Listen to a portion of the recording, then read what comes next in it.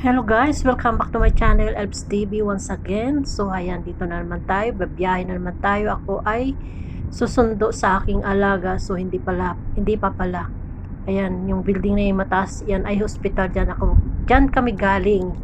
Dahil nga na disgrasya yung bunsong anak ng amo ko na ano yung siko niya. Siguro naglaro ng bola sa school, ayun. Nidrop lang namin sila dyan ng ate niya at ako'y sumabay na dahil ako'y magsusundo sa isang alaga sa school, and then bumalik kami dyan para sunduin sila, pero hindi pa tapos examen sa bata, kaya umuwi na kami at bumalik na lang yung driver. So ayan guys, tingnan nyo yung yung station ng MRT dito. Di ba? Ang ganda niya. Ngayon, papunta kami diyan sa school at magsusundo nga at palabas na yung aking alaga. Tara, samahan nyo kami. Samahan nyo ako.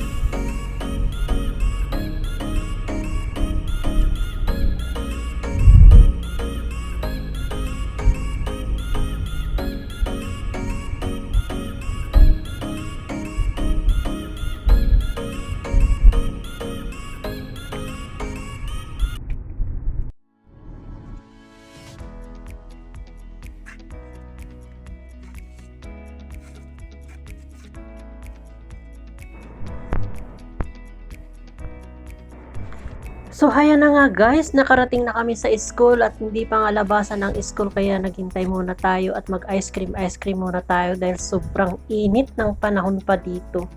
Although pa minsan ay malamig na, minsan ay mainit pa rin. Kaya yan, ice cream muna tayo habang naghihintay kasi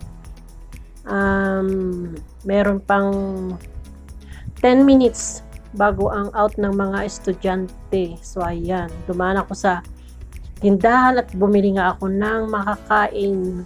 Yan, kain na naman, pangpataba. O, diba, haggard lang ang mukha ng inyong lola.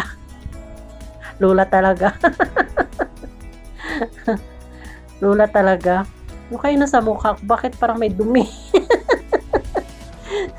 Tinititigan ko yung sa mukha ko, parang may duming kulay itim sa cellphone. Ayan.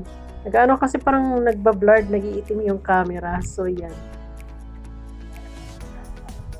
Nasa harapan ko yung Yung driver, di niya alam nag-vlog ako. Parang gusto ko siyang turuang mag-vlog. So, minsan pala, utusan ko siyang i-videohan ako. Yan, pag namalingki ako. So, ayan guys. Thank you for watching. And see you next vlog. Maraming salamat ulit. Ayan pa rin naman ang paalam ko. After namin galing dyan sa school, ay diretso kami ulit sa hospital. Para sunduin yung dahil tumawag na, dumiretso raw kami doon. So, malapit lang naman.